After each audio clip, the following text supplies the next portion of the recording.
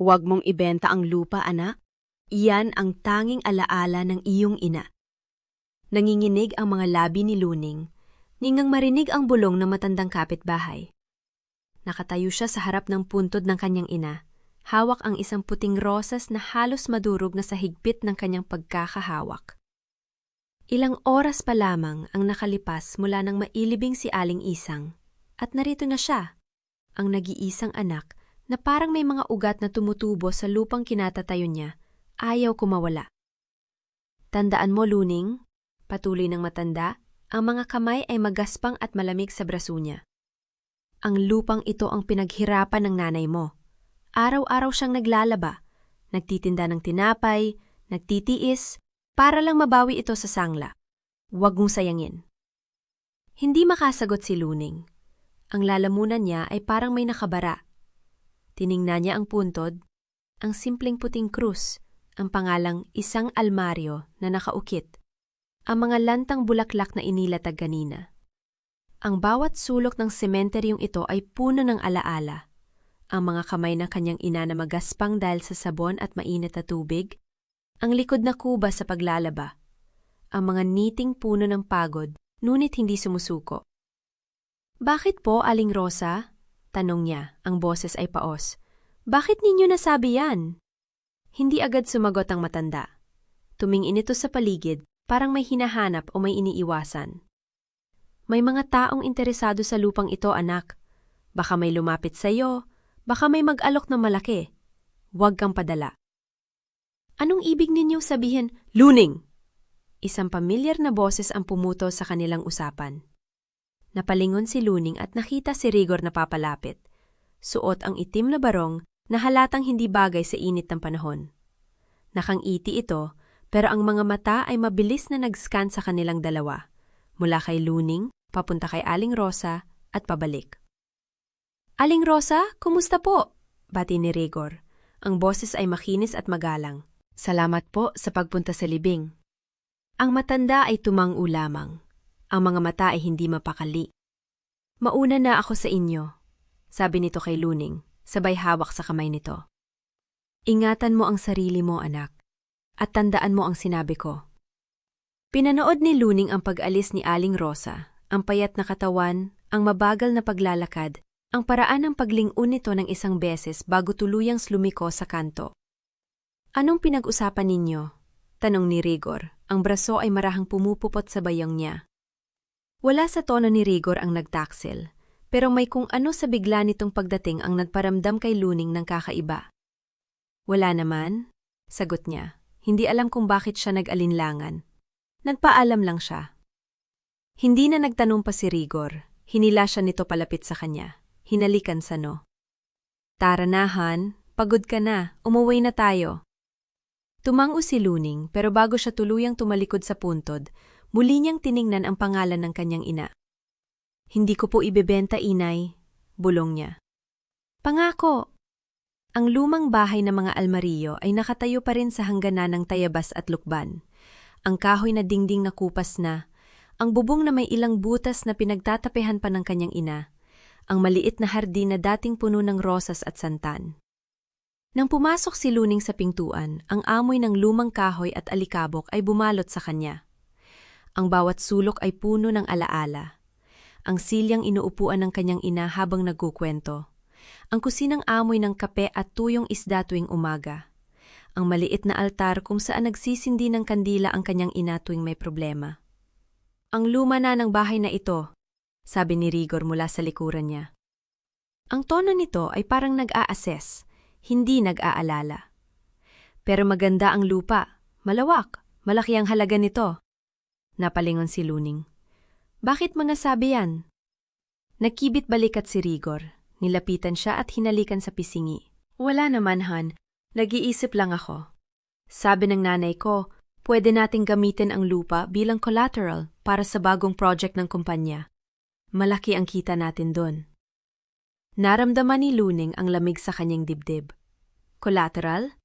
Rigor, ito ang bahay ng nanay ko. Ito lang ang natira sa kanya.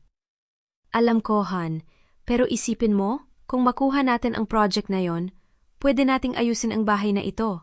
Pwede nating gawing mas maganda, mas malaki. Hindi ba yon ang gusto ng nanay mo? Hindi sumagot si Luning. Tumingin siya sa paligid, sa mga dingding na tahimik na nakasaksi sa mga pagod at pangarap ng kanyang ina, sa mga larawang nakasabit, sa lumang orasan na tumitigil tuwing 3:00. Ayoko munang pag-usapan yan, mahina niyang sabi. Kakalibing pa lang ng nanay ko. Tumango si Rigor, pero may kung anong kislap sa mga mata niya na hindi nagustuhan ni Luning. Sige Han, mamaya na natin pag-usapan. Magpahinga ka muna. Habang pumapasok si Rigor sa kusina upang maghanap ng makakain, umupo si Luning sa lumang silya ng kanyang ina. Ang tagsibol ng upuan ay lumubog sa ilalim ng kanyang bigat. Napansin niya ang isang papel na nakausli sa ilalim ng mesa, isang sobre, dilaw na at kupas, na may nakasulat na pangalan ng kanyang ina. Kinabukasan, maaga pa lang ay nagising na si Luning. Hindi siya makatulog buong gabi. Ang mga salita ni Aling Rosa at ang tungkol sa collateral ni Rigor ay paulit-ulit na umiikot sa kanyang isip. Nang marinig niya ang paghilik ni Rigor sa tabi niya, tahimik siyang bumangon, nagsuot ng damit at lumabas. Ang simbahan ng Tayabas ay tahimik pa nung dumating siya. Umupo siya sa isang pew sa likuran, nakatingin sa altar. Sinusubok ang hanapin ang kapayapaan na lagi niyang nadarama tuwing naririto kasama ang kanyang ina. Luningning? Napalingon siya. Isang lalaki, mga 60 taong gulang, may salamin, nakasuot ng barong, ay papalapit sa kanya. May kung anong pamilyar sa mukha nito. Ati Pascual? Nagulat si Luning. Ikaw po pala! Hindi ko alam na narito kayo sa Tayabas. Bumalik ako para sa libing ng nanay mo. Sabi nito, ang boses ay malambot. Pero hindi na kita naabutan sa sementeryo. Nais kong makausap. Umupo ito sa tabi niya. Luning, alam kong marami kang pinagdadaanan, pero may kailangan kang malaman tungkol sa lupa ng nanay mo. Ano po yon? Tumingin si Ate Pascual sa paligid. Tinitiyak na walang makakarinig. Ang nanay mo ay may inilagak na mga dokumento, mahahalagang dokumento, sa isang safety deposit box sa Lucena. Ilang buwan bago siya mamatay, pumunta siya sa akin upang ayusin ang mga ito. Ano mga dokumento po? Hindi ko alam ang eksaktong nilalaman, sabi ng abogado. Ang boses ay seryoso. Pero sinabi niya sa akin na ito ang magiging sandata mo kung may mangyari sa kanya. Sinabi niya, kapag wala na ako, ibigay mo ito kay Luning. At sabihin mo sa kanya na huwag magtiwala sa sinuman. Naramdaman ni Luning ang pagbilis ng tibok ng kanyang puso. Bakit po? Bakit ganun ang sinabi niya? Umiling si Ate Pascual. Hindi ko alam anak, pero may isa pa siyang sinabi. Ang lupa ay hindi lamang lupa. May lihim itong dala. At ang lihim na yon ang magliligtas sa anak ko. Kumuha ang abogado ng isang papel mula sa kanyang bulsa at ibinigay kay Luning. Ito ang resibo ng safety deposit box. Pumunta ka sa bangko sa Lucena. Dalhin mo ang iyong ID at itong resibo. Doon mo makikita ang mga dokumento. Tiningnan ni Luning ang papel, ang pangalan ng bangko, ang numero ng kahon, ang pirma ng kanyang ina. Nanginginig ang kanyang mga kamay habang hinahaplos ang sulat kamay nito. Ate Pascual, mahina niyang sabi. Bakit po sa akin hindi sinabi ng nanay ko ang tungkol dito? Napabuntong hininga ang abogado. Sabi niya, ayokong mabigatan si Luning. Hayaan mong malaman niya kapag handa na siya.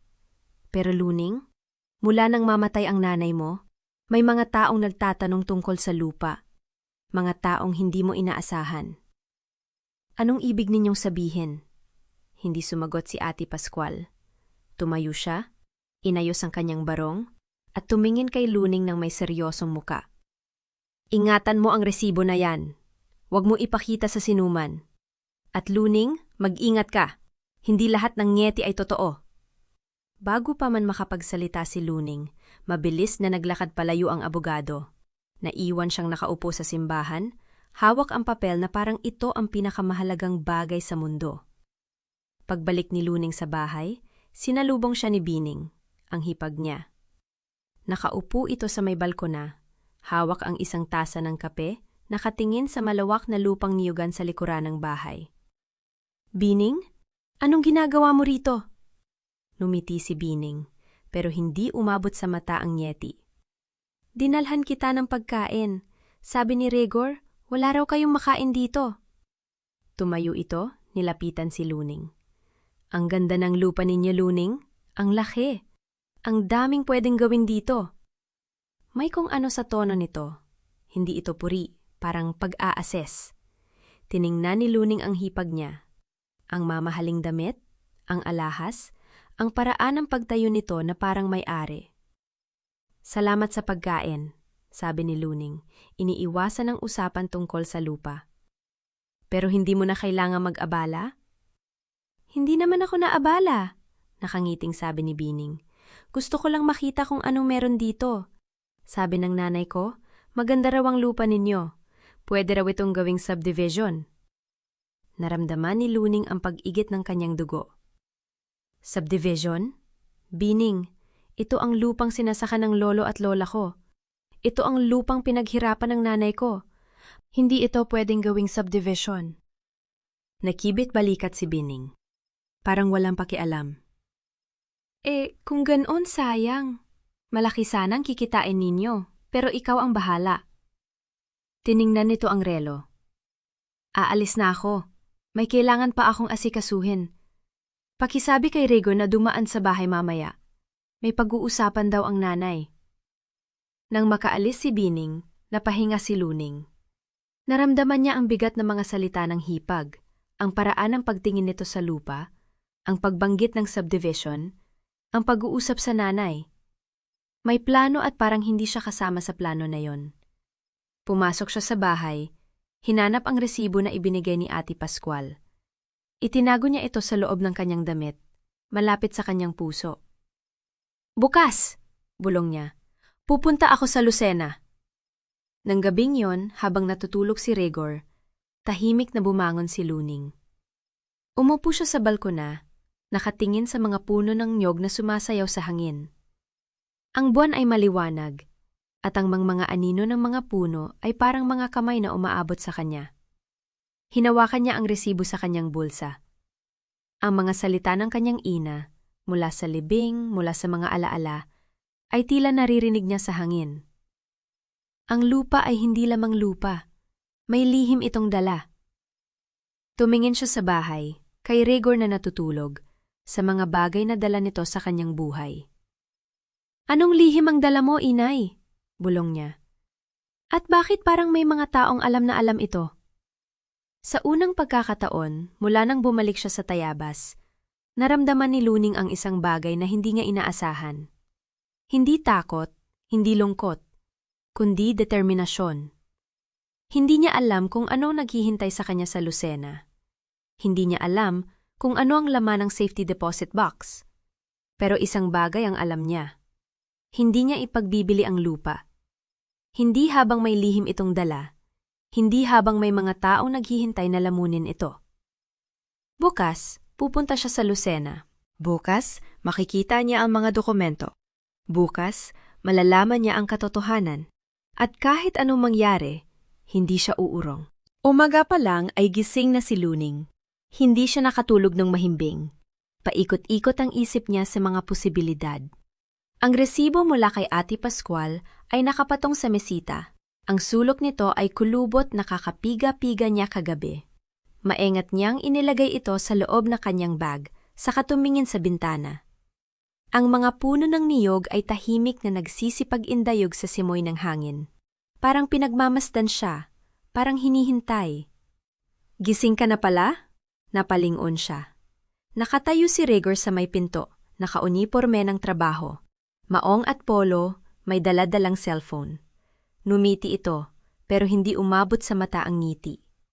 Saan ka pupunta ng ganito kaaga? Sa palengke, sagot ni Luning kalmado. Baka may mabili akong pagkain. Ayoko namang puro delata lang tayo. Tumango si Regor, pero may bahid ng pag-aalinlangan sa mukha niya. Sige, baka maaga akong umuwi mamaya. May kausap akong investor tungkol sa project. Ganun ba? Hindi siya nagtanong pa. Hindi niya kaya. Sa tuwing makikita ang asawa, naalala niya ang sinabi ni Aling Rosa. huwag mong ipagbibili ang lupa. At naalala rin niya ang sabi ni Bining, subdivision, na parang aksidenteng nakatakas sa bibig ng hipag.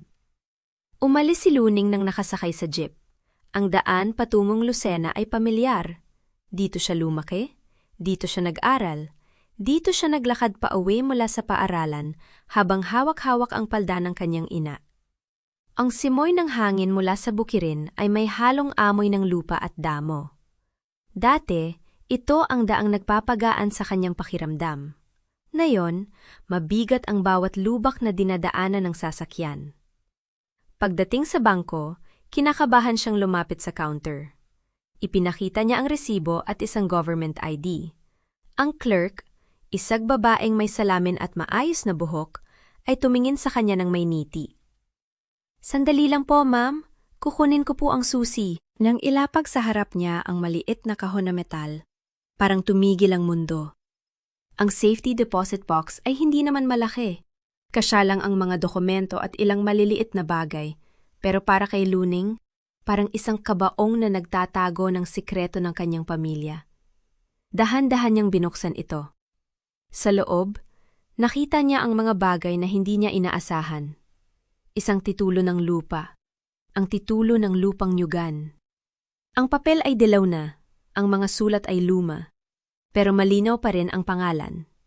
Almario. Ang lolo niya. Ang kanyang ina. Ang kanyang pangalan. Nasa ilalim nito ang isang kasulatan ng utang. Nakasulat ito sa lumang papel, may selyo at pirma. Nabasa niya ang pangalan ng nagpautang. Gregorio Malabanan Sr. Ang ama ni Rigor. Ang kasulatan ay nagsasaad ng halaga, isang halagang hindi naman kalakihan, at isang kondisyon.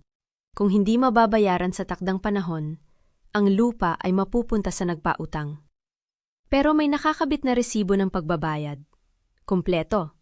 May petsa, may pirma, may selyo ng notaryo. Binayaran na pala ng kanyang ina ang utang na yon. Buo. Hindi lang isang beses. May mga resibo pa ng iba pang bayarin, lahat may pirma ng matandang Gregorio. At sa pinakailalim, isang sobre. Dilaw na, luma, ang sulat kamay ay pamilyar, ang sulat kamay ng kanyang ina. Nanginginig ang mga kamay ni Luning habang binubuksan ang sobre. Ang liham ay maikli, pero bawat salita ay parang kurot sa puso. Mahal kong Luningning, kung nababasa mo ito, nangangahulugang wala na ako. Huwag kang mag-alala, hindi ako natakot. Matagal ko nang alam na darating ang araw na ito. Ang mga malabanan ay hindi tumitigil, hindi sila nagpapatawad. At higit sa lahat, hindi sila nakakalimot. Nung bata ka pa, may nangyaring hindi mo alam. Ang lupa natin ay isinangla ng iyong ama, hindi dahil kailangan natin, kundi dahil niloko siya ng mga malabanan. Pinaglaruan nila ang kanyang pagkatao. Pinutang nila siya ng pera na hindi naman niya kailangan, at nang hindi siya makabayad, kinuha nila ang titulo. Pero hindi nila inaasahan ang isang bagay. Ako. Ipinaglaban ko ito. Nagbayad ako ng utang, lahat, kumpleto, may resibo. Ngunit hindi sapat yon para sa kanila. Gusto nila ang lupa mismo. Ang lupang ito ay hindi lamang lupa, anak. Ito ang ating kasaysayan. Ito ang ating danggal. Mag-inat ka kay Rigor. Hindi siya nagkataon lang na nakilala mo. Ang pamilya niya ay may plano at ikaw ang target. Huwag mong ipagbibili ang lupa, kahit anong mangyari. Kung may nangyari sa akin, huwag kang matakot. Ang katotohanan ay nasa mga dokumentong ito. Gamitin mo ito. Mahal kita. Ipagpatuloy mo ang laban.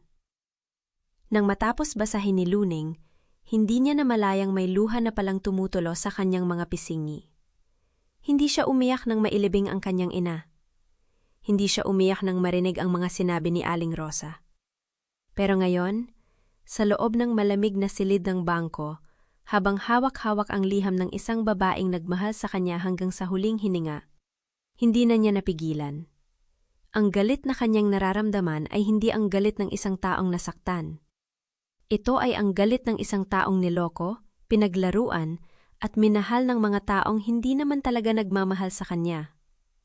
Ang kanyang kasal kay Rigor, ang mga ngiti, ang mga pangako, ang mga gabing magkatabi silang natulog, lahat yon ay kasinungalingan. Lahat yon ay bahagi ng plano. Pinunasan niya ang kanyang mga luha. Hindi siya pwedeng umiyak ng matagal. Hindi ngayon. May mga dokumento siyang kailangang unawain. May mga hakbang na kailangang gawin. Maingat niyang inilagay ang lahat sa kanyang bag sa kalumabas ng bangko. Ang araw ay mataas na, at ang init ay sumasabay sa kanyang nararamdaman. Mainit, nag-aapoy, hundang sumabog. Dumiretso siya sa opisina ni Ate Pascual. Ang abogado, isang matandang lalaki na may puting buhok at salamin na manipis ang frame, ay abala sa pagbabasa ng mga papel nang pumasok siya. Nang makita siya, tumayo ito at numiti. "Luningning, nakuha mo na ba ang mga dokumento?" Tumango siya at inilapag ang mga papel sa mesa. "Ate Pascual, kailangan ko pong maintindihan. Ano po ba talaga ang nangyari sa lupa namin?" Dahan-dahang kinuha ng abogado ang titulo at ang kasulatan ng utang. Binasa niya ito ng tahimik sa katumingin kay Luning. "Luningning, ang titulong ito ay nasa pangalan ng iyong lolo. Pero may nakasulat dito na annotation. Nakita mo ba ito?" Lumingon si Luning sa papel. Tumingin siya sa gilid kung saan may sulat na maliit at halos kupas na. "Ano po ito?" "Claim of ownership," sabi ng abogado. Ang mga malabanan ay nag-hire ng claim sa lupa noong 2005. Sinasabi nila na ang lupa ay kanila dahil hindi nabayaran ng utang. Pero ayon sa mga resibong ito, binayaran ng iyong ina ang lahat. Kumpleto. May notaryo pa. "Pero kung binayaran po," tanong ni Luning, "bakit may claim pa rin?" Mumiti ng mapait si Ate Pascual. "Dahil hindi nila inaasahan na may ebidensya ka. Ang claim na ito ay batay sa kasulatan ng utang, na sa kanilang bersyon ay hindi nabayaran. Pero may hawak ang katibayan na ito ay kabaligtaran. Ang mga resibong ito ang magpapatibay sa iyong kaso." Naramdaman ni Luning ang pagtibok ng kanyang puso. "So, ibig sabihin po, may pag-asa?" "May pag-asa, Luningning. Pero hindi ito magiging madali. Kakailanganin natin ng abogado, ng oras at ng pera. At higit sa lahat, kakailanganin mong manatiling kalmado. Hindi mo maipapakita sa kanila na alam mo na ang lahat. Kailangan mong magpanggap." "Magpanggap?" "Oo. Kung alam ng mga malabanan na may hawak ang ebidensya, maaari nilang sirain ito. Maaari ka ring mapahamak. Kailangan mong patuloy na kumilos na parang wala kang alam. Parang papayag ka sa kanilang plano. Hayaan mong isipin nila na kontrolado ka nila, habang palihim mong inihahanda ang iyong depensa." Tumahimik si Luning. Ang mga salita ng abogado ay parang mabigat na bato na inilapag sa kanyang dibdib. Magpanggap. Numiti sa mga taong niloko siya. Matulog sa tabi ng lalaking bahagi ng plano para sirain siya. Pero ano ang alternatibo? Ang mawala ang lupa? Ang mawala ang pamana ng kanyang ina? "Kaya ko po," sabi niya. Ang boses ay matatag. "Kaya ko pong magpanggap." Tiningnan siya ni Ate Pascual ng may paghanga. "Ganyan din ang ina mo. Matapang. Hindi sumusuko. Pero Luningning, kailangan mong maging handa. Ang mga malabanan ay hindi basta-basta. May koneksyon sila sa lokal na pamahalaan. May pera sila. May impluwensya." "Pero may katotohanan po ako," sagot ni Luning. "At ang katotohanan, kahit gaano pa ito itago, ay lalabas din."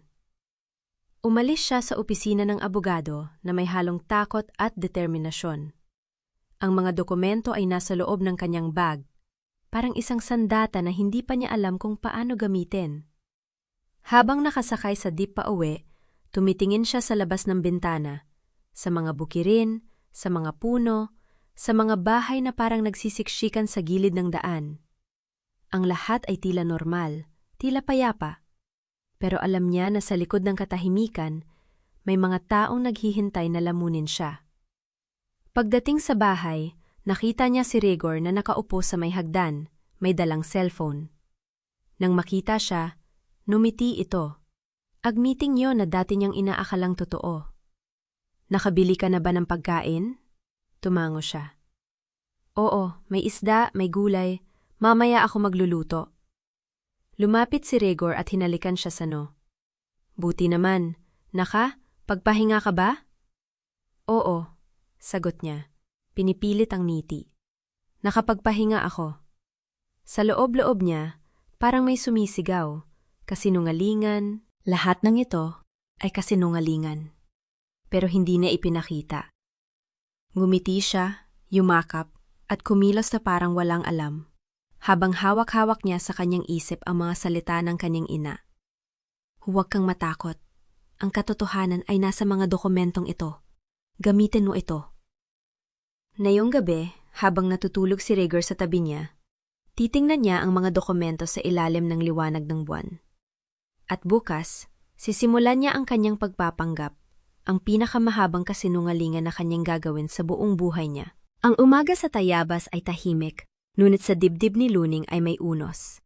Nagising siya bago sumikat ang araw, maingat na umalis sa pagkakayakap ni Rigor at pumunta sa kusina upang magtimpla ng kape. Habang umaagos ang mainit na tubig sa basahan ng kape, pinagmasdan niya ang mga lupaing yugan sa labas ng bintana. Ang lupang ipinaglalaban niya, ang lupang gusto ng mga malabanan na agawin. Ang aga mo naman yata gumising. Narinig niyang sabi ni Rigor mula sa may pintuan. Nakasandal ito sa hamba, nakapambahay, may antok pa sa mga mata. May lakad ka ba?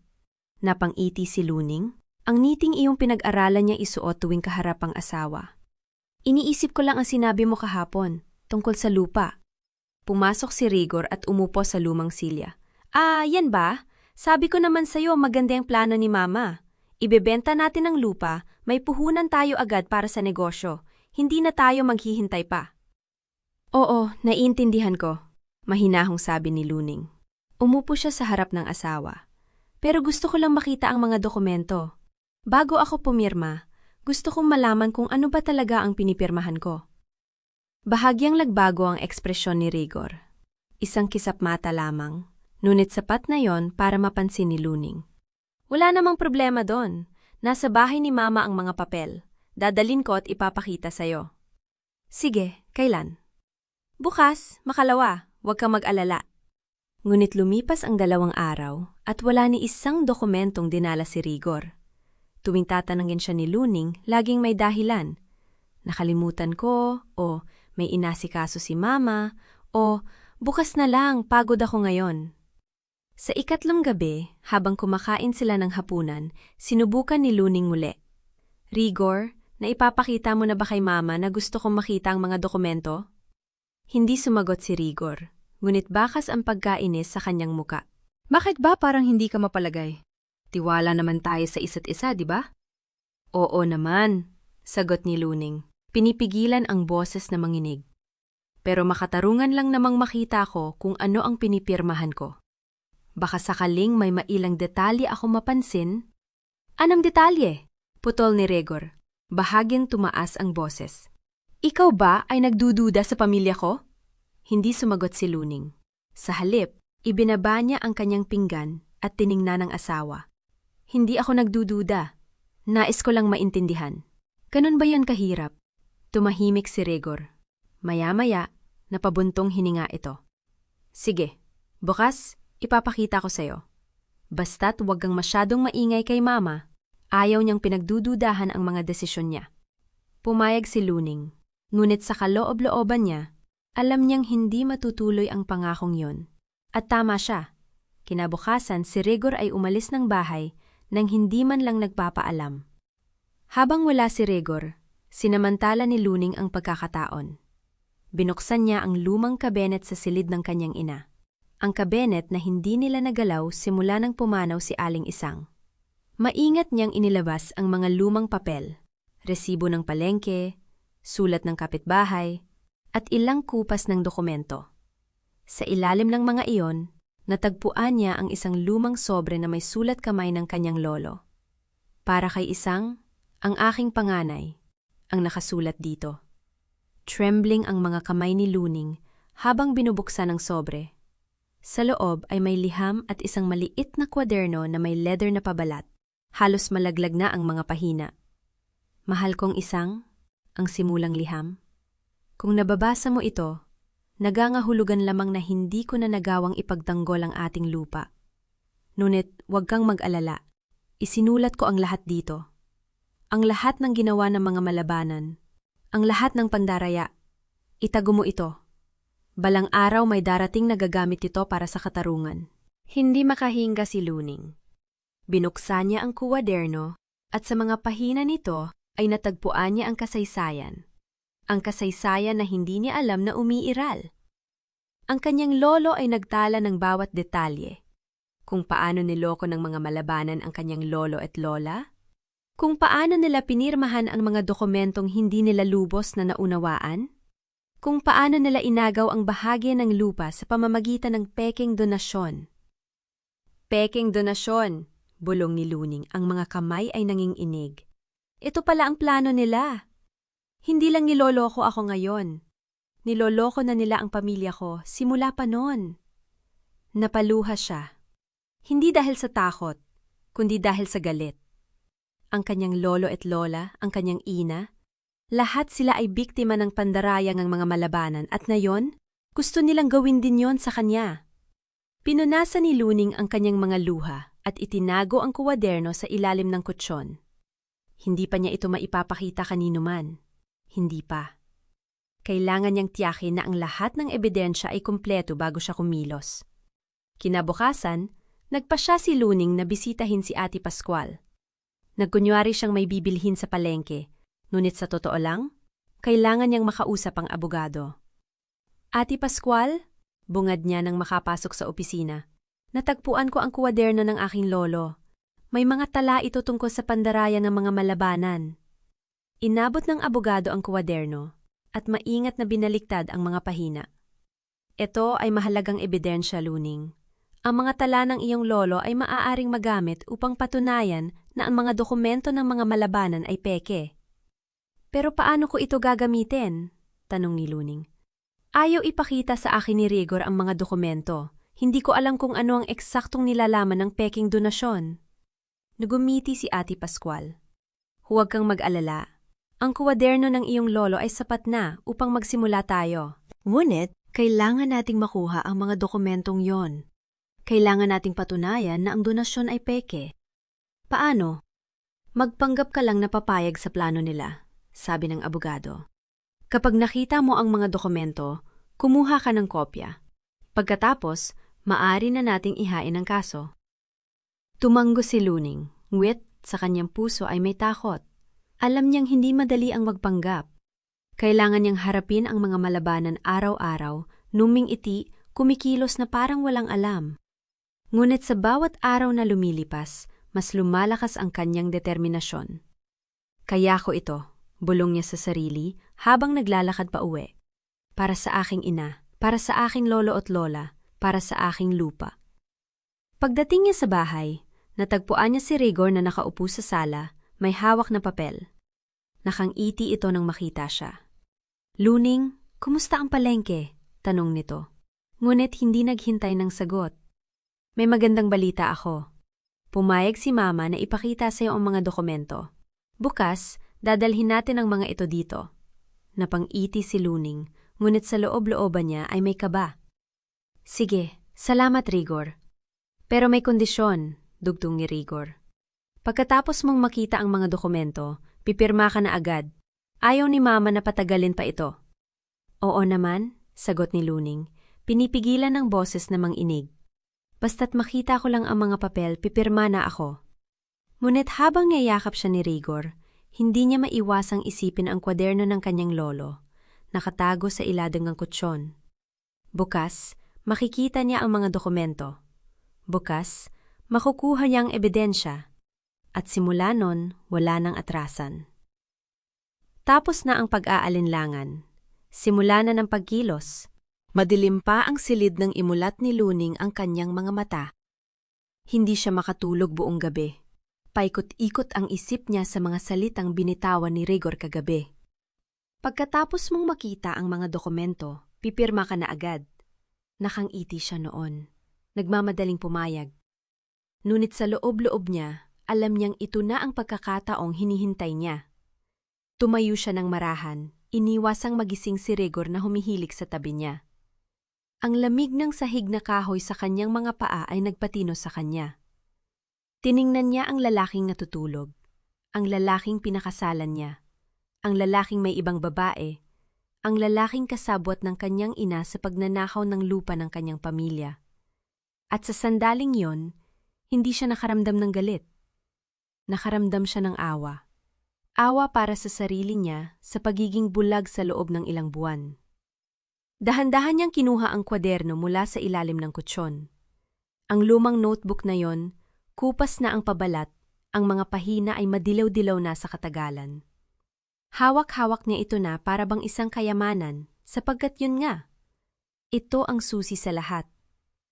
Umupo siya sa may bintana kung saan sinalubong siya ng unang liwanag ng umaga. Binuksan niya ang kwaderno.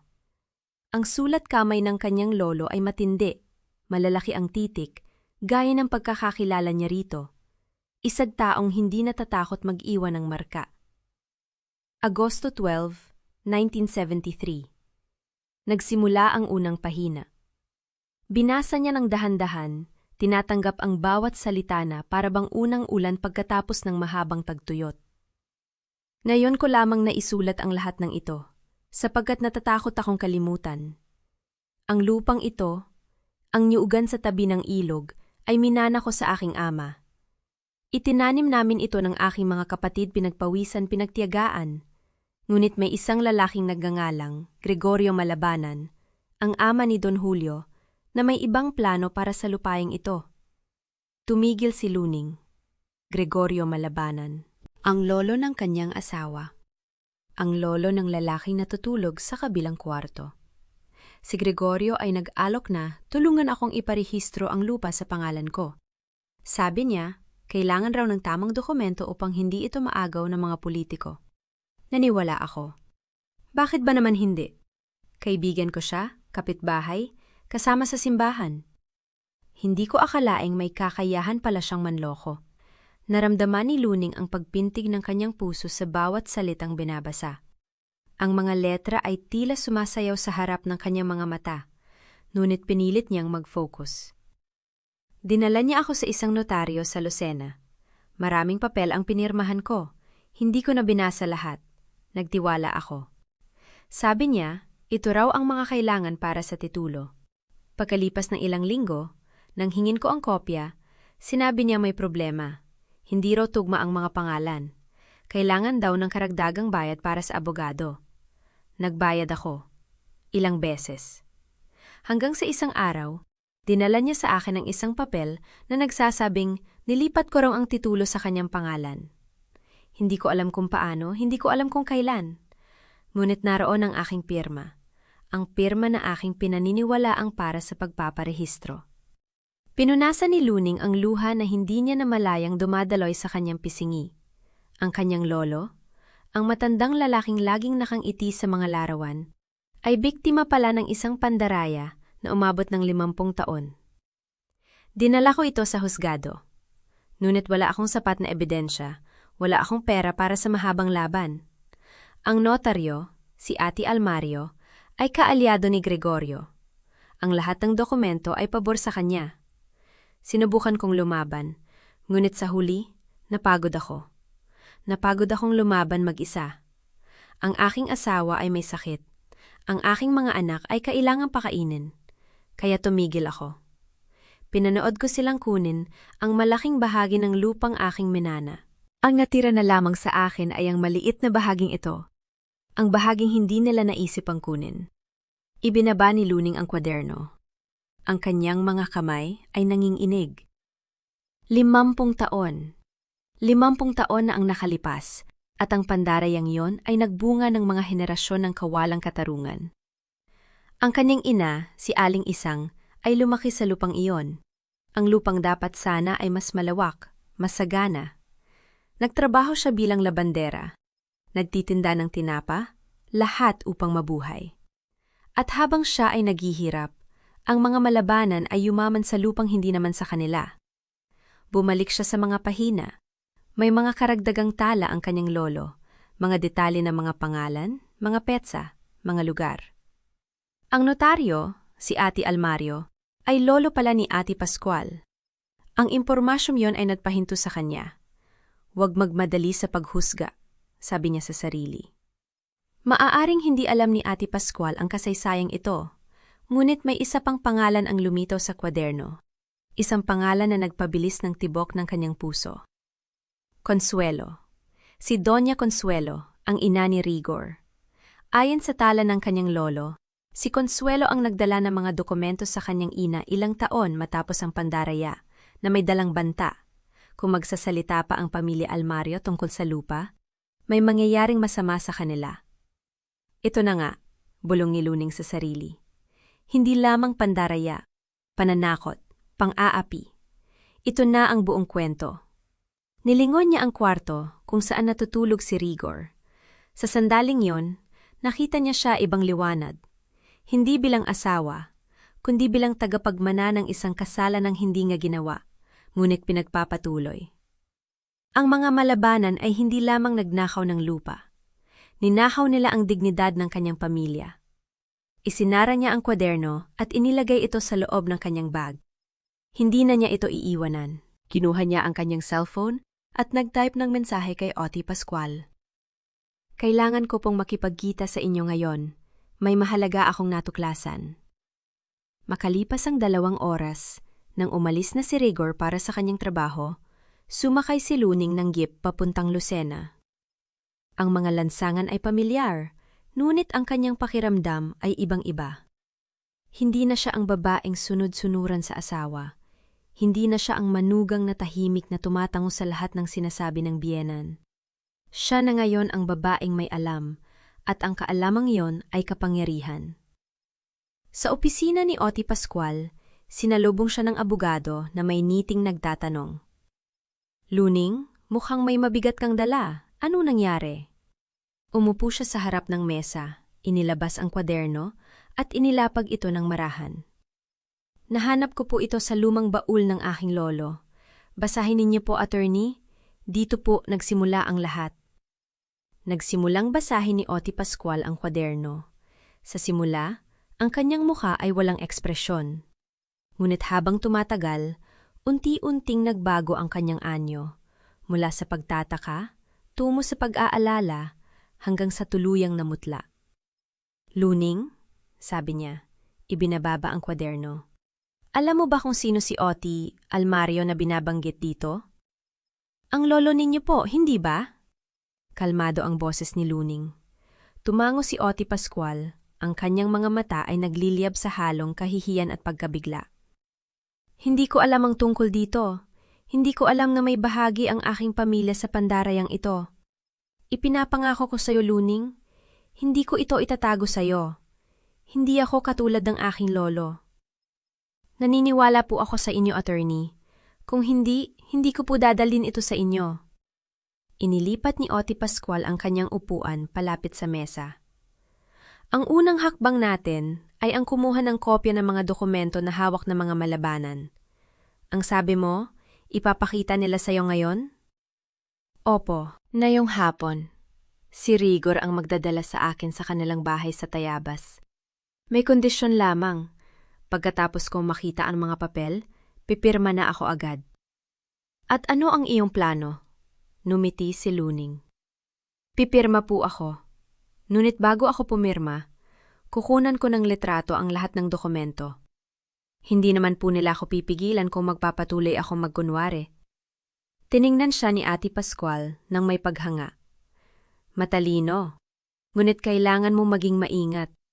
Ang mga malabanan ay hindi basta-basta. May koneksyon sila sa lokal na pamahalaan. Alam ko po, ngunit alam ko rin na ang katotohanan ay nasa panig ko. At ang katotohanan, attorney, ay hindi mababayaran ng pera. Bago siya umalis, binigyan siya ni Ate Pascual ng isang lista ng mga bagay na dapat niyang hanapin sa mga dokumento. Ang eksaktong sukat ng lupa, ang mga pangalan sa titulo, ang mga petsa ng paglilipat. Kung may mali sa mga ito, may laban tayo. Hindi lamang para sa iyong lupa, kundi para sa lahat ng pamilyang naagrabyado ng mga malabanan. Pagsapit ng 3:00 ng hapon, nasa bahay na ng mga malabanan si Luning. Ang malaking bahay na yon, na may mga haliging bato at malalawak na bintana, ay dating napaparamdam sa kanya ng pagkabahala. Ngunit ngayon, habang nakatayo siya sa harap nito, nakaramdam siya ng kakaibang kapayapaan. Ang bahay na ito, gaano man ito kaganda, ay itinayo sa pundasyon ng kasinungalingan. Doña Consuelo ang sumalubong sa kanya, kasama si Bining. Ang mga mata ng matanda ay malamig, mapagmataas. "Nandito ka na pala. Akala ko ba ay maghihintay ka pa kay Rigor?" "Sinabi po ni Rigor na dito na kami magkikita," sagot ni Luning ng mahinahon. "Nais ko na pong makita ang mga dokumento upang matapos na ang lahat." Tiningnan siya ni Doña Consuelo nang may pagdududa, ngunit tumango rin. "Sige, nasa opisina ang mga papel. Si Bining ang magdadala sa'yo." Sinundan ni Luning si Bining sa isang silid sa likod ng bahay. Ang opisina ay puno ng mga lumang kasangkapan, manglarawan ng pamilya, at isang malaking mesa na puno ng mga dokumento. Inilapag ni Bining ang isang makapal na folder sa harap niya. "Narito ang lahat ng kailangan mong makita," sabi ni Bining. Ang kanyang boses ay may bahid ng pagmamataas. Ang titulo, ang mga kasunduan, ang lahat. Pagkatapos mong basahin ito, pipirma ka na. Kinuha ni Luning ang folder at binuksa ito ng dahan-dahan. Ang kanyang mga mata ay mabilis na kumikislap. Hinahanap ang mga detalye na binanggit ni Ate Pascual. At doon, sa 3 pahina, nakita niya ito. Ang titulo ng lupa. Ang pangalan ng kanyang lolo. At sa tabi nito, isang pirma na hindi tugma. Ang pirma na ayon sa kwaderno ay peke. Dahan-dahan niyang kinuha ang kanyang cellphone, nagkunwaring may natanggap na mensahe. Habang nakayuko, kinunan niya ng litrato ang bawat pahina ng dokumento. Ang kanyang mga kamay ay matatag, ang kanyang puso ay kalmado. Sa bawat kuha, lumalaki ang kanyang determinasyon. "Nakita mo na ba ang lahat?" tanong ni Bining na iinip. "Oo," sagot ni Luning. Isinara ang folder. "Maari ko na bang makita ang papel na aking pipirmahan?" Inilabas ni Bining ang isang kasunduan, isang dokumento na nagsasabing kusang loob niyang ibinebenta ang kanyang lupa sa mga malabanan. Binasa ito ni Luning ng buo, at sa bawat salita, lumalakas ang kanyang loob. Ito ang papel na magtatapos sa lahat, ngunit hindi sa parang inaasahan ng mga malabanan. Kinuha niya ang bolpen at nilagdaan ang dokumento. "Narito na," sabi niya, ibinalik ang papel kay Bining. "Tapos na." Numiti si Bining, isang niting puno ng tagumpay. "Mabuti. Ngayon, maaari ka nang umuwi." "Oo," sagot ni Luning, tumayo. "Uuwi na ako." Ngunit sa kanyang isipan, hindi siya uwi. Pupunta siya sa opisina ni Ate Pascual. At sa susunod na araw, magsisimula ang laban. Paglabas niya ng bahay ng mga malabanan, sinalubong siya ng mainit na sikat ng araw. Tumingin siya sa malayo, kung saan makikita ang mga niyugan ng kanyang pamilya. Sa sandaling iyon, naramdaman niya ang presensya ng kanyang ina, ng kanyang lolo, ng lahat ng naunang henerasyon na nagtiyaga sa lupang iyon. "Hindi ko kayo bibigiin," bulong niya sa hangin. Makalipas ang isang araw, nakaupo si Luning sa harap ni Ate Pascual, kasama ang isang batang abogado na kakilala nito. Sa mesa sa harap nila ay ang mga litrato ng mga dokumento, ang kwaderno ng kanyang lolo at ang mga tala na kanyang kinuha. "May sapat na ba tayong ebidensya?" tanong ni Luning. Tumango si Ate Pascual. "Oo. Ang pirma sa titulo ay hindi tugma sa pirma ng iyong lolo sa ibang mga dokumento. Bukod pa rito, ang notaryo na nagpatunay nito ay may kasaysayan ng pandaraya. May laban tayo." "Ano ang susunod na hakbang?" Tumingin si Ate Pascual sa kanya nang may determinasyon. "Magsasampa tayo ng kaso. Attempted falsification ng dokumento laban sa notaryo, kay Bining at kay Doña Consuelo. Ang mga dokumentong ito ay ginamit upang alisin ang iyong lupa sa iyong pamilya at ang pandarayang ito ay hindi dapat magpatuloy. Naramdaman ni Luning ang pagpintig ng kanyang puso. Ito na ang sandali. Ang sandaling hinintay ng kanyang pamilya sa loob ng 50 taon. Gawin natin, sabi niya, matatag ang boses. Habang pinipirmahan niya ang mga legal na dokumento, naalala niya ang mga salita ng kanyang lolo sa huling pahina ng kwaderno. Sa sinumang makakabasa nito, huwag mong hayaang mamatay ang katotohanan. Ang lupang ito ay hindi lamang lupa. Ito ay ang ating danggal, ang ating kasaysayan, ang ating buhay. Lumaban ka, kahit na ikaw ay nag-iisa. Sapagkat ang katotohanan sa huli ay laging nananalo. Isinara niya ang kwaderno, hinalikan ito, at inilagay sa kanyang bag. Paglabas niya ng opisina, ang langit ay maliwanag, walang ulap. Ang araw ay sumisikat ng mataas, at sa unang pagkakataon sa mahabang panahon, naramdaman ni Luning na ang liwanag na iyon ay para sa kanya. Wala nang atrasan, wala nang pag-aalinlangan. Magsisimula na ang laban. Umaga ng Lunes at ang barangay hall ng Tayabas ay tila naghahanda para sa isang piyesta. Hindi ng kasiyahan, kundi ng paghuhukom. Ang mga upuan na kadalasang laman ng mga taong naghihintay ng tulong pinansyal o naglalakad ng clearance, ngayon ay pinuno ng mga mukhang puno ng pag-usisa. Ang balita ay kumalat na parang apoy sa tuyong damo, may isang kaso ng pandaraya na ilalantad, at ang pangunahing tauhan ay ang dating tahimik na si Luning Ning Almario. Nakaupo si Luning sa harap. Ang kanyang mga kamay ay bahagyang nanginginig sa kanyang kandungan. Ang luma niyang bestida, na maingat niyang inplansa noong madaling araw, ay tila isang balute. Sa tabi niya si Ate Pascual, na ang presensya ay sapat na upang magbigay ng bigat sa kanyang mga dinadala. Sa kabilang dako, ang pamilya Malabanan, si Doña Consuelo, na ang mukha ay nakasimangot na tila may amoy na masama sa kanyang ilong, si Bining, na ang mga mata ay nagsisilip-lipat sa paligid, at si Regor, na hindi man lang makatingin sa kanya. Magandang umaga sa inyong lahat, panimula ni Kapitan Barangay, isang matandang lalaki na ang boses ay paos ngunit may awtoridad.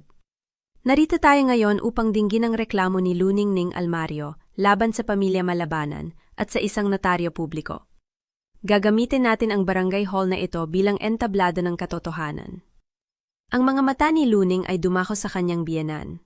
Si Doña Consuelo, na nakasuot ng mamahaling alahas at damit na tila galing sa Maynila, ay numisi ng pababa. Mayabang. Yon ang unang salitang pumasok sa isip ni Luning. Ngunit hindi siya matitinag. Hindi ngayon. Tumayo si Ate Pascual at sa isang malinaw na boses, sinimula ng paglalahad. Ang kasong ito ay hindi lamang tungkol sa lupa. Ito ay tungkol sa sistematikong panloloko na naganap sa loob ng maraming taon na ang pamilya Almario ay biktima. Ngunit sa halip na ako ang magsalita, hayaan nating ang mismong ebiden, siya ang magkuwento. Inilabas ni Luning ang isang Manila envelope mula sa kanyang bag. Ang kanyang mga kamay, na kanina ay nanginginig, ay biglang naging matatag. Binuksan niya ito, at inilatag ang mga dokumento sa mesa sa harap ng kapitan. Ang mga ito ay ang mga kopya ng kasulatan, ang mga liham, at higit sa lahat, ang mga larawang kuha niya noong gabing yon sa bahay ng mga Malabanan. Kapitan, sabi ni Luning, ang kanyang boses ay mahinahon, ngunit may bakal sa bawat salita. Ang mga dokumentong ito ay nagpapatunay na ang lupang minana ko sa aking ina, ang lupang sinasaka ng aking lolo at lola ay niloko ng pamilya Malabanan. Ang pirma ng aking ama ay peke. Ang kasulatan ng pagbebenta ay gawa-gawa lamang. Isang bulungan ang kumalat sa mga tao. Ang mga kapitbahay, nakilala si Luning mula pa noong bata siya, ay nagtitinginan. May awa sa ilang mga mata, may galit sa iba. "Kasinungalingan!" Sigaw ni Doña Consuelo. Ang kanyang boses ay pumutol sa hangin. Ang babaeng ito ay nag-iibento ng mga kwento upang agawin ang aming ari-arian. Ngunit si Luning ay hindi nagpatalo. Lumingon siya kay Doña Consuelo at sa unang pagkakataon, nakita niya ang bahagyang pag-alinlangan sa mga mata ng matandang babae. Donya, hindi ako nag-iibento. Ang aking lolo ay nag-iingat ng isang kwaderno. Sa kwadernong yon ay isinulat niya ang lahat. Ang mga pagbabanta, ang mga panlodoko, ang mga taong sangkot. Kasama na ang inyong pangalan. Inilabas niya ang kwaderno mula sa kanyang bag. Ang paggaluma nito ay kitang-kita. Ang pabalat ay kupas na, ang mga pahina ay dilaw na sa panahon. Ngunit ang mga sulat ng kanyang lolo ay malinaw at matatag. Ang kwadernong ito ay hindi lamang isang talaan ng mga pangyayari. Ito ay ang boses ng aking lolo na nagpapaalala sa akin na huwag hayaang mamatay ang katotohanan. At ngayon dito, sa harap ninyong lahat, ibabahagi ko ang katotohanan yon. Binasa niya ang mga pahina. Hindi lahat, ngunit ang mga mahahalagang bahagi. Ang pagdating ng mga malabanan sa kanilang lupain, ang mga pagbabanta na ginawa sa kanyang lolo, ang pangako ng pera na hindi naman natupad. Ang bawat salita ay parang isang patak ng ulan sa tahimik na lawa na lumilika ng mga alon ng pagkagulat at pag-unawa. Nang matapos siya, ang barangay hall ay tahimik. Ang mga tao ay nakatingin sa kanya. At sa unang pagkakataon, nakita ni Luning ang isang bagay na hindi niya inaasahan. Hindi awa, kundi paggalang. Sinubukan ni Doña Consuelo na magpaliwanag. Tumayo siya, ang kanyang mga kamay ay nanginginig. Ngunit ang kanyang boses ay basag at hindi na makapangyarihan. Ang kwadernong yan, peke rin yan. Ang lolo niyang yan ay isang lasenggo. Ngunit ang kanyang mga salita ay walang bigat. Ang mga tao ay nakakita na ng ebidensya. Nakita nila ang mga dokumento, ang mga larawan, ang kwaderno. Ang mga pagtatangkang magpaliwanag ni Doña Consuelo ay tila mga dahon na tinatangay ng hangin, walang pinagmulan, walang katotohanan. Si Bining, na kanina ay tahimik, ay biglang napaluha. Ate Luning, patawad, hindi ko alam ang lahat ng ito. Ang kanyang boses ay nanginginig, ngunit ang kanyang mga luha ay hindi na nakaantig sa mga tao. Ang mga ito ay tila huli na, isang pagtatangka upang iligtas ang sarili sa halip na humingi ng tawad.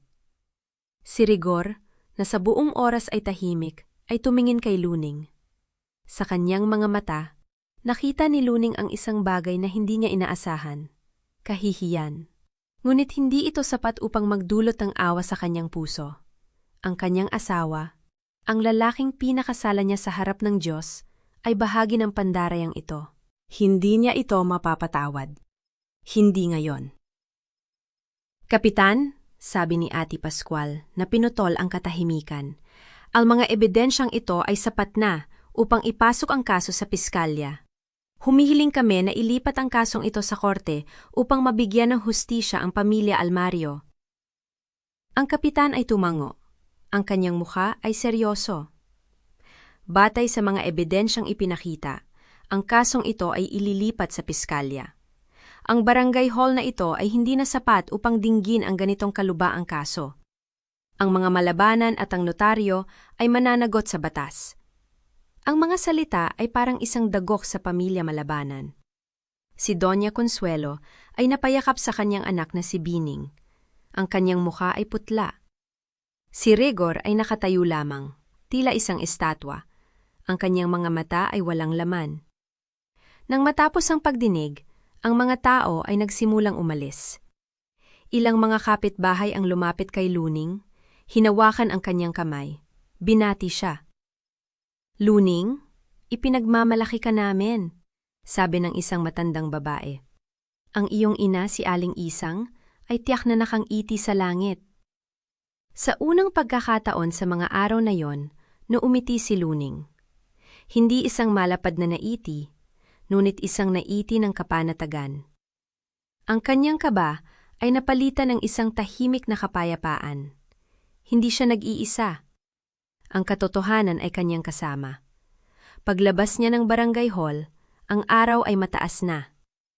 Tumingin siya sa langit at sa isang tahimik na bulong, sinabi niya, "Ma, tapos na. Nagsimula na ang laban at hindi na tayo uurong. Ang mga malabanan ay napilitang umurong. Ang kanilang mga plano ay gumuho sa harap ng kanilang mga mata. Ang kaso ay nasa piskalya na, at ang hustisya, sa wakas, ay naglalakad na tungo sa kanya. Ngunit alam ni Luning, ang laban na ito ay hindi pa tapos. Ngunit sa unang pagkakataon, hindi siya natatakot. Dahil ang katotohanan, sa huli, ay laging nananalo. Sumunod ang mga araw na tila walang katapusang paghihintay. Tuwing may maririnig si Luning nakatok sa pinto, tumitibok ang kanyang dibdib. Baka sulat mula sa piskalya, baka balita mula kay Ate Pascual. Ngunit madalas, walang dumadating. Ang tanging kasama niya sa mga gabing iyon ay ang alaala ng kanyang ina at ang kaba na parang hindi nawawala sa kanyang dibdib. Isang hapon, habang naglalaba siya sa likod ng bahay, may dumating na tricycle. Nakita niyang bumaba si Ate Pascual, bitbit ang isang makapal na folder. Agad niyang pinunasan ang mga kamay at sinalubong ang abogado. "May magandang balita ako, Luning," sabi ng abogado, halos hindi mapigilan ang ngiti.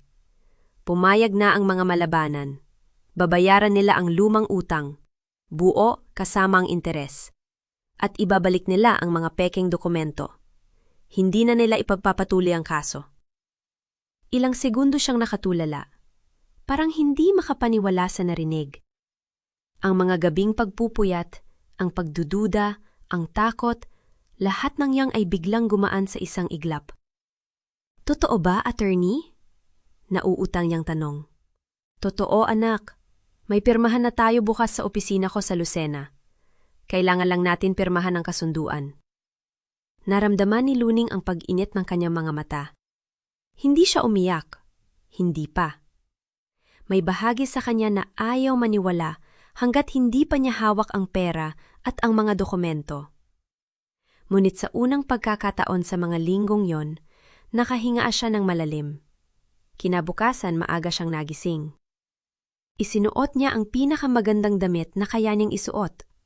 Isang simpleng bestida na dating sa kanyang ina, maingat na inilalaba at inililigpit tuwing may okasyon.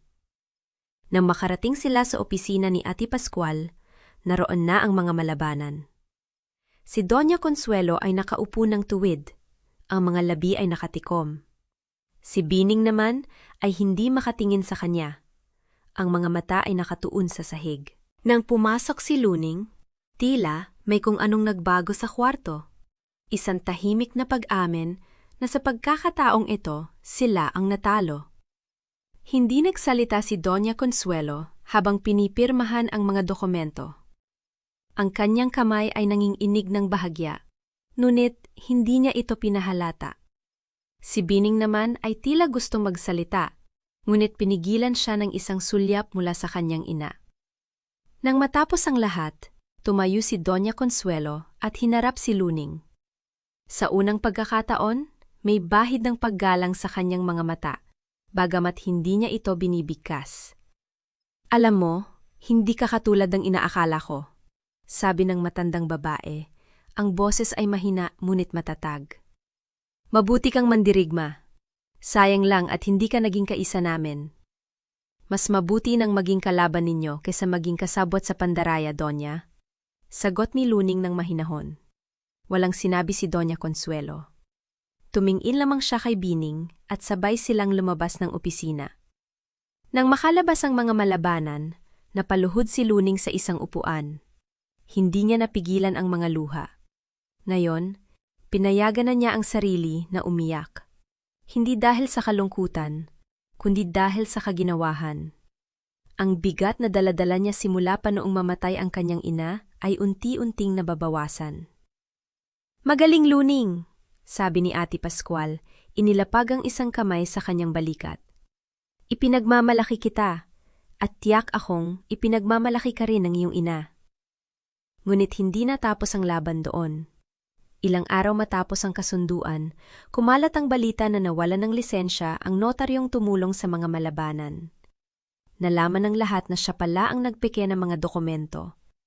At higit pa riyan, Ang balitang iniwan ni Meding si Rigor ay kumalak na parang apoy sa tayabas. Nalaman ni Luning ang balita mula kay Aling Puring, ang kapitbahay na dati ring nagdududa sa kanya. "Narinig mo na ba, Luning? Iniwan na pala si Rigor ng babaeng yon," sabi nila. Na mawala ng lisensya ang lotaryo at malaman ni Meding na wala ng pera ang mga malabanan, naglaho na raw ito. "Buti na lang at hindi ka natuluyan sa pamilyang iyon?" Hindi sumagot si Luning. May bahagi sa kanya na nakaramdam ng awa. Hindi para kay Rigor, kundi para sa mga taong nawala sa kanya. Ngunit hindi niya ito pinahalata. Sa halip, numiti siya kay Aling Puring at nagpasalamat sa balita. Ngunit hindi lahat ng kapitbahay ay nagbago ang pananaw. May ilan pa ring nagdududa sa kanya. Isang hapon habang namimili siya sa palengke, narinig niya ang bulungan ng 2 babae sa isang tindahan. "Baka naman may daya rin yun? Hindi mo alam? Baka may kakilala siya sa piskalya." "Oo nga, nakakapagtaka lang na bigla na lang nanalo ang isang labandera laban sa mga malabanan." Pinigilan ni Luning ang sarili na sumagot. Bumili siya ng kanyang pamalengke at umuwi ng tahimik. Ngunit sa loob ng kanyang dibdib, may kirot na hindi niya maipaliwanag. Ang hustisya ay napanalunan niya. Ngunit hindi pa rin niya lubusang naramdaman ang pagtanggap ng lahat. Nang mga panahong yon, doble ang trabaho ni Luning. Ang perang natanggap mula sa mga malabanan ay hindi pa niya ginagalaw. Iniipon niya ito para sa kanyang plano. Ngunit kailangan niyang bayaran si Ate Pascual at ang mga gastusin sa kaso ay hindi maliit. Kaya't bumalik siya sa paglalaba, pagtitinda ng mga inihaw na isda sa palengke at anumang trabaho na kanyang makita. Isang gabi, pagod na pagod siyang umuwi. Ang mga palad ay namumula sa paglalaba. Ang mga balikat ay masakit sa pagbubuhat. Naupo siya sa hagdan ng bahay at tumingin sa langit. Ang mga bituin ay maliwanag, ngunit hindi nito napawi ang pagod na kanya nararamdaman. "Ma, pagod na ako." Bulong niya halos hindi marinig. "Pero hindi ako susuko. Pangako ko sa'yo, hindi tayo uurong."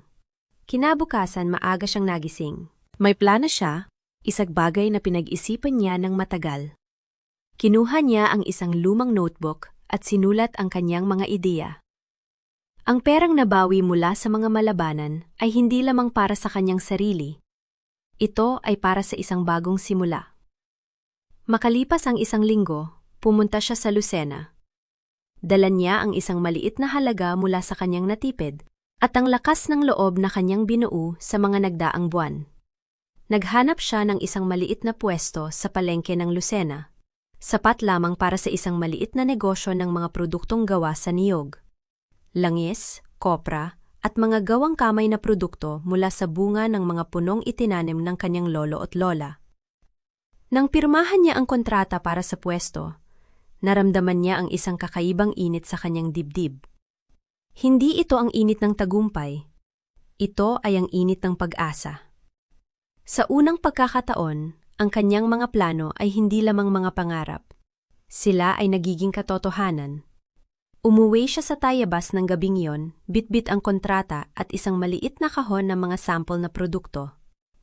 Naupo siya sa lumang mesa ng kanyang ina at inilapag ang mga ito sa harap niya. Sa dingding nakasabit pa rin ang larawan ni Aling Isang. Tumingin si Luning dito at nuumiti. "Ma, nagsisimula na ako," sabi niya. Ang boses ay puno ng emosyon. "Hindi na ako ang dating Luning na takot at nagdududa. Gagawin kong maganda ang lahat ng ito, para sa iyo, para sa lolo at lola, at para sa mga susunod pa." Nang gabing yon, nakatulog si Luning ng mahimbing. Sa unang pagkakataon sa mga buwang yon, walang bangungot, walang takot. Ang kanyang mga pangarap ay hindi na lamang mga anino sa dilim. Sila ay mga biining itinanim sa lupang pinagpawisan ng kanyang mga ninuno. Naghihintay lamang na sumibol. Umaga sa Lucena. Ang araw ay sumisikat na maliwanag sa bagong tindahan ni Luning, ang maliit na pawn shop at money remittance center na pinangalanan niyang Almario's Pawn Shop at Padala. Nakatayo siya sa harap ng salamin na pintuan, hawak ang susi na kakagawa lamang. Sa likod niya, ang 2 empleyadong kanyang inupahan ay nag-aayos ng mga dokumento at pera sa counter. "Ma'am Luning, handa na po ang lahat," sabi ni Aling Nena, ang kanyang pinakamatandang empleyado, habang inaayos ang mga resibo. Tumango si Luning at pumasok. Amoy bagong pintura ang loob ng tindahan. Sa dingding, nakasabit ang isang maliit na larawan ng kanyang ina. Hindi kalakihan, ngunit sapat, upang maramdaman niyang kasama niya ito sa unang araw ng kanyang negosyo. "Ma, ito na," bulong niya. Ang mga daliri ay dumampi sa frame. "Ang pangarap nating magkaroon ng sariling negosyo. Hindi man ito ang tindahan ng tinapa na naisip mo, ngunit ito ay magsisilbing pundasyon. Para sa atin, para sa mga susunod pa." Lumipas ang mga oras. Dumating ang mga unang customer. Isang matandang babae na nagpapadala ng pera sa kanyang anak sa Maynila. Isang magsasaka na nagsasangla ng kanyang singsing na pilak. Pinanood ni Luning ang bawat transaksyon, ang bawat ngiti ng pasasalamat, at unti-unting lumalim ang kanyang pananampalataya sa bagong simula. Nang malapit na ang tanghali, tumunog ang kanyang telepono. Isang mensahe mula sa hindi kilalang numero. Binuksan niya ito at nanigas ang kanyang kamay. "Luning, ako ito, Rigor. Alam kong huli na ang lahat, ngunit nais kong humingi ng tawad. Hindi ko alam kung paano ko nagawa ang mga bagay na yan sa'yo. Iniwan na ako ni Meding. Nawala ang lahat, ang mga kontrata, ang mga kaibigan, pati ang respeto ng aking sariling ina. Hindi ko hinihiling na patawarin mo ako, ngunit nais kong malaman mong ikinalulungkot ko ang lahat. Sana ay maging maayos ang iyong buhay. Nais kong malaman mong, minsan, sa kabila ng lahat, minahal kita. Ngunit hindi ko alam kung paano ipakita yun ng tama." Tumitig si Luning sa screen. Ang mga salita ay tumago sa kanyang dibdib. Hindi bilang saksak, kundi bilang isang mapait na paalala ng nakaraan. Naramdaman niya ang bigat ng mga buwang iyon, ang mga gabing umiiyak siya sa dilim, ang mga araw na halos mawalan siya ng pag-asa. Ngunit sa pagkakataong ito, hindi siya umiyak. Sa halip, dahan-dahan niyang inilapag ang telepo no sa counter at huminga ng malalim. "Ma'am, okay lang po ba kayo?" tanong ni Aling Nena, napansin ang pamumutla ng kanyang muka. Numiti si Luning at tumango. "Opo, okay lang ako. May tatanggapin lang akong liham mula sa nakaraan." Hindi niya sinagot ang mensahe ni Rigor.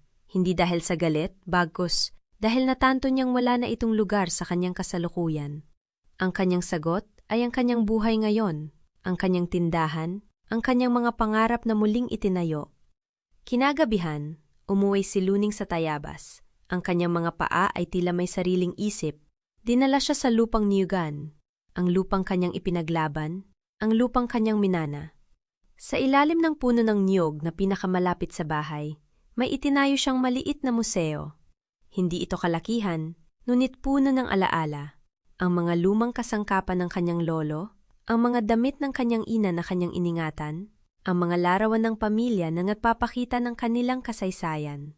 Sa gitna ng museo, sa isang glass case, inilagay niya ang kwaderno ng kanyang ina at ang liham na natagpuan niya buwan na ang nakalilipas. Binuksan niya ang kwaderno, ang mga pahina ay dilaw na at malambot sa paglipas ng panahon. Binasa niya ang mga tala ng kanyang ina, ang mga gastos sa pagsasaka, ang mga pangarap na isinulat sa gilid ng mga pahina, ang mga panalangin na halos hindi mabasa dahil sa luha. At pagkatapos, binuksan niya ang liham. Ang huling liham na isinulat ng kanyang ina, ang mga salitang binasa niya ng hindi mabilang na beses, nungit na yan lamang lubos na naunawaan. "Sa aking anak na si Luning Ning, kung nababasa mo ito, nangangahulugang wala na ako sa mundong ito. Ngunit huwag kang malungkot, anak, sapagkat ang aking pagmamahal sa iyo ay hindi natatapos sa kamatayan. Ang lupang ito, ang mga puno ng niyog na ito, ang bawat butil ng lupa na aking hinawakan, lahat ng ito ay alaala ko sa iyo. Hindi ako naging mayaman. Hindi ako nakapag-aral tulad ng nais ko. Ngunit meron akong isang bagay na hindi kayang nakawin ng sinuman. Ang aking dignidad. At ang dignidad na ito ay aking ipinamana sa iyo. Huwag mong ipagbili ang lupa, anak. Hindi dahil sa pera, kundi sapagkat ito ang ating kasaysayan. Dito ako natutong mabuhay. Dito ako natutong mang-arap. Dito kita natutuhan kong mahalin. Ang lupang ito ay hindi lamang lupa. Ito ay tahanan. At ang tahanan ay hindi nasusukat sa halaga ng lupa, kundi sa mga alaala at pagmamahal na nakapaloob dito. Mabuhay kang matatag, anak. Huwag kang matakot sa pagsubok, sapagkat ikaw ay galing sa lahi ng mga babaeng lumalaban. Ang iyong lola ay nakipaglaban para sa lupang ito. Ako ay nakipaglaban para sa iyo. At ikaw naman ay lalaban para sa iyong sarili at sa iyong mga pangarap. Mahal kita, Luning. Lagi mong tandaan yan. Sa bawat pagsikat ng araw, sa bawat pagbagsak ng ulan, sa bawat hangin na humahaplo sa iyong pisingi, naroon ako. Hindi bilang anino, kundi bilang gabay. Ang iyong ina isang, napaluha si Luning, ngunit sa pagkakataong ito, ang mga luha ay hindi sa sakit. Ang mga ito ay sa pag-unawa, sa pagtanggap, sa kapayapaan. Ma, ngayon ko lang naintindihan. Bulong niya. Ang mga daliri ay dumampi sa mga sulat kamay ng kanyang ina. Ang tagumpay ay hindi ang dami ng pera, hindi ang laki ng negosyo, hindi ang bilang ng mga taong humahanga sa iyo. Ang tagumpay ay ang kakayahang mabuhay ng may dignidad, ang kakayahang tumayo sa sariling mga paa, ang kakayahang magpatawad, hindi para sa iba, kundi para sa sarili. Isinara niya ang kwaderno at inilagay ito pabalik sa glass case. Tumingin siya sa paligid ng museo, ang mga larawan ng kanyang lolo at lola, ang mga kasangkapan ng kanyang ina, ang mga alaala ng isang pamilyang hindi mayaman sa pera, ngunit mayaman sa pagmamahal at tiyaga. Lumabas siya ng museo at tumayo sa gitna ng lupang nyugan. Ang hangin ay malamig at presko, dala ang amoy ng lupa at dahon. Tumingala siya sa mga puno ng niyog. Ang mga ito ay matangkad at matatag, saksi sa mga henerasyon ng kanyang pamilya. Bukas, dadalin ko rito ang mga bisita, sabi niya sa sarili, pinlano ang hinaharap. Ipapakita ko sa kanila ang ganda ng Tayabas, ang ganda ng ating lupain. Ituturo ko sa kanila ang kasaysayan ng ating pamilya, ang mga aral ng ating mga ninuno. Ang lupaing ito ay hindi lamang sakahan.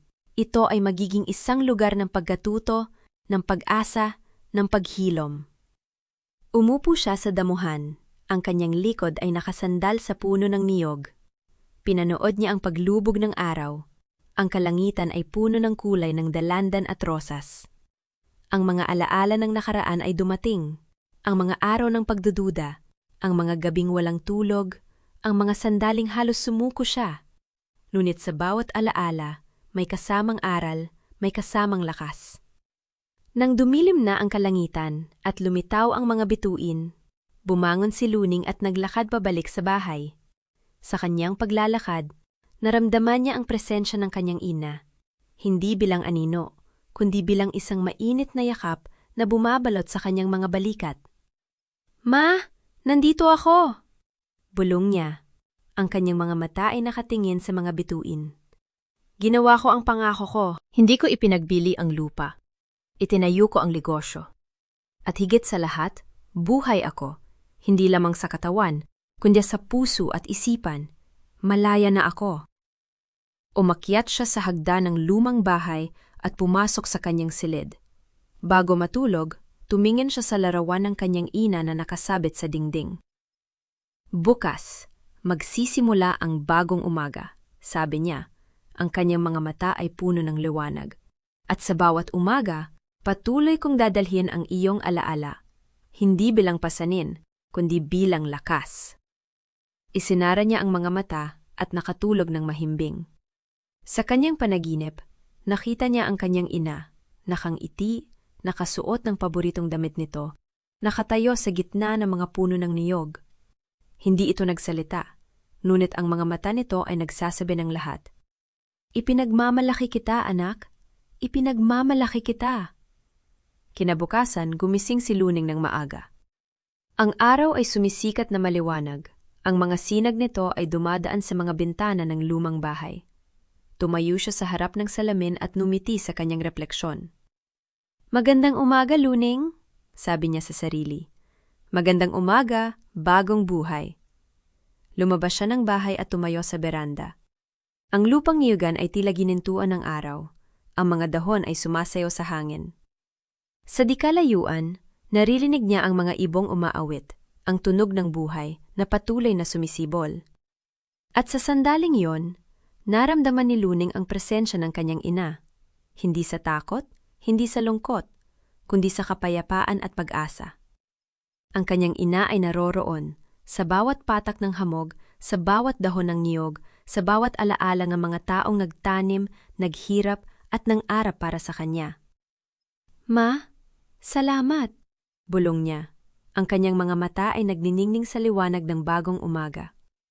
"Salamat sa lahat! Salamat sa pagtuturo sa akin na ang tunay na kayamanan ay hindi nasusukat sa pera, kundi sa pagmamahal, sa dignidad, at sa lakas ng loob na magsimula muli." Tumingin siya sa malayo, sa direksyon ng Lucena kung saan naghihintay ang kanyang negosyo at sa direksyon ng kanyang lupain kung saan naghihintay ang kanyang mga pangarap. "Ang bagong umaga ay dumating na," sabi niya, ang kanyang boses ay puno ng determinasyon at kapayapaan. "At handa akong harapin ito, hindi bilang biktima ng nakaraan, kundi bilang arhitekto ng aking kinabukasan."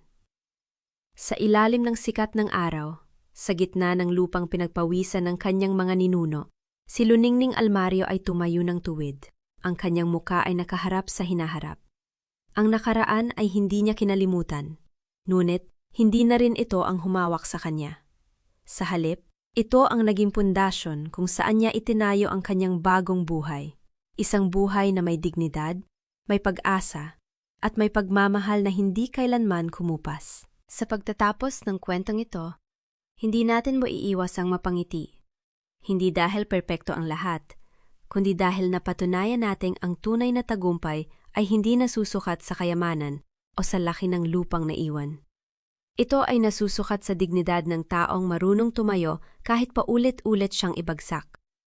Si Luningning Almario, isang babaeng nagdala ng pangalan ng kanyang ina, ng kanyang lola, ng lahat ng babaeng na unang nagpawis at nang-arap sa lupain ngayon, ay hindi lamang nagwagi sa kaso. Nagwagi siya sa laban na hindi nakikita, ang laban sa sariling pagdududa, sa takot at sa sakit na dulot ng pagtataksil. Hindi niya hinanap ang paghihiganti, hinanap niya ang katotohanan, at sa katotohanan iyon, natagpuan niya ang kanyang sarili. Maaaring iniwan siya ni Rigor, ngunit ang pag-alis na yon ay hindi naging pagkatalo, naging paglaya ito. Maaaring naglaho ang impluwensya ng mga malabanan, ngunit hindi nawala ang arang na dala ng kanilang pandaraya, na ang taong nagtatayo ng kanyang tagumpay sa pagsira sa kapwa ay walang matibay na pundasyon. At sa bawat umaga na sumisikat sa lupang niyugan, sa bawat dahon ng niyog na sumasayaw sa hangin ng tayabas, nariyan ang alaala ni Aling Isang, hindi bilang isang multo ng kahapon, kundi bilang gabay na nagpapaalala kay Luning na kaya niya, na kaya nating lahat. Salamat sa pagsama sa paglalakbay na ito. Kung may natutunan man tayo kay Luning, sana ay ito, na ang pagbangon ay hindi nangangahulugang nakalimutan na natin ang sakit. Ibig sabihin lamang nito, pinili nating mabuhay ng may pag-asa. Kung nagustuhan ninyo ang kwentong ito, huwag kalimutang mag-subscribe, mag-like at ibahagi sa inyong mga kaibigan. Hanggang sa muli nating pagkikita sa susunod na kwento. Paalam at ingat lagi.